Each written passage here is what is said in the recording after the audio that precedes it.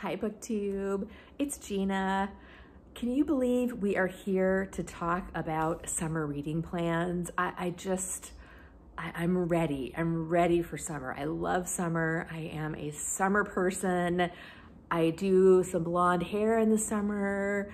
I am a California girl at heart, so I do love the warm weather and I love summer. I love summer reading, and there are so many fun summer events and summer books that I want to read this year, and I thought I would just hop on here and talk to you a little bit about some of my plans. Now, you know me, I'm a little loosey-goosey when it comes to plans, so none of this is set in stone.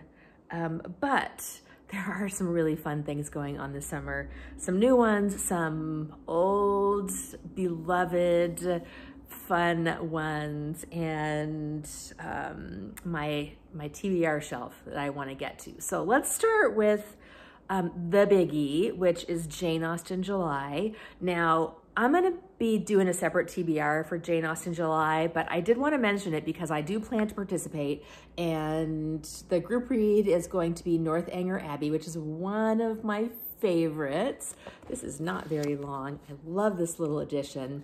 So this will be in July, and I will, closer to July, I will definitely do a full TBR because there are some other things that I want to read in July, but I couldn't let a summer reading plans video go by without mentioning Jane Austen July, which is one of my favorite reading events of the year on BookTube. The next, and this is actually also in July, so this book will probably, you won't see it again for a little while because I'm gonna read this one in July.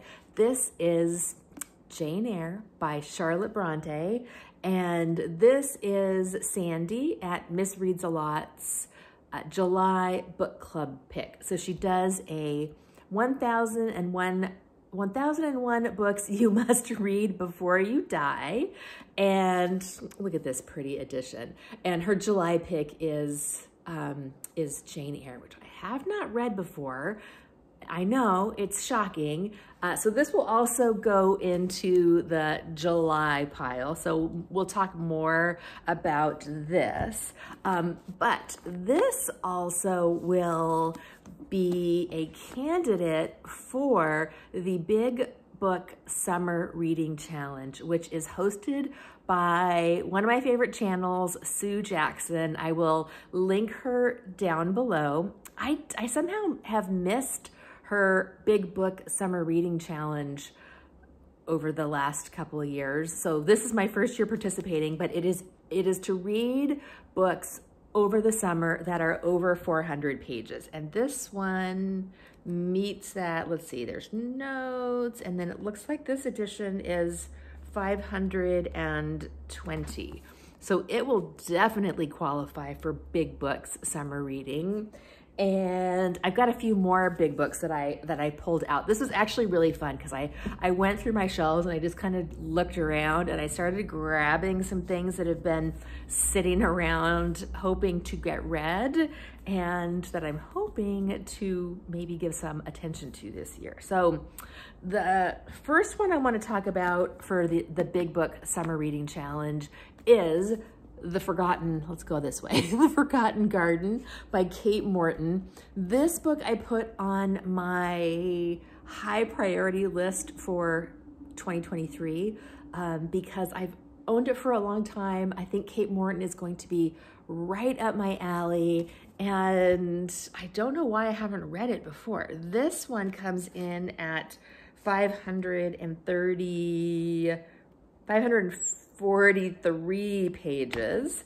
And look at, isn't this a pretty edition? This has got really pretty front page.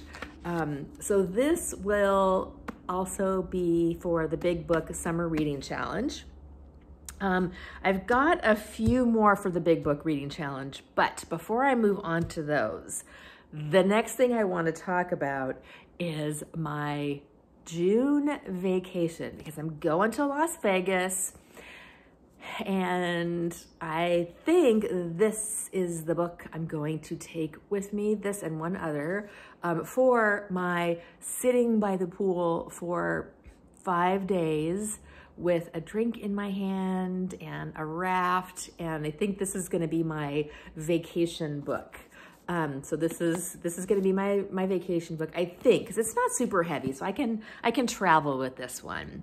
But my next vacation book is going to be a Star Trek book, which is for Book Trek 2023. Now, sadly, I am not co-hosting Book Trek this year. I couldn't commit to a 3-month-long event, but I will definitely be participating, and I've been a little obsessed with Picard because I've been watching the series, and I've just finished season 2 yesterday, and nobody tell my boss, but I binged watched season 2, was it the day before yesterday? I was multitasking, let's just say, and I watched like 8 hours of Picard. I was working at the same time, I promise. But I've been obsessed with Picard, and I just happened to have this one. This is The Captain's Table, Dejonian's Hoard, as recorded by Michael Jan Friedman. So I don't really know anything about this series, but I think there's a captain's table for every series. Each captain has their own captain's table book, but this is the first one I will have read. So this is also going to Vegas with me because I think this is a really good pool combination of books to read. I do love a Star Trek book at the pool in Vegas. I started that tradition 2 years ago, and it has continued, and I love it. So these two, I think are definite. They're definite maybes. I'll also take my Kindle with me, of course, and then I've got a whole ton of stuff on my Kindle that I could also pick up. But I still love to have paper books. I love to, when I'm traveling, I gotta have some books sitting on the nightstand, even if I never end up reading them. I have to have them with me. So they're coming along, and this shouldn't be too heavy for traveling. And then let's see, I did grab some more big books just because. The first one is The Rainbow by D.H. Lawrence. This I saw recommended by Ray of Sunlight months ago, and gosh, it maybe even has been a year ago at this point or more. It's been a while, but she loved this book, and this is definitely qualifying for the Big Book Challenge. It is 475 pages, so this is a potential on my TBR.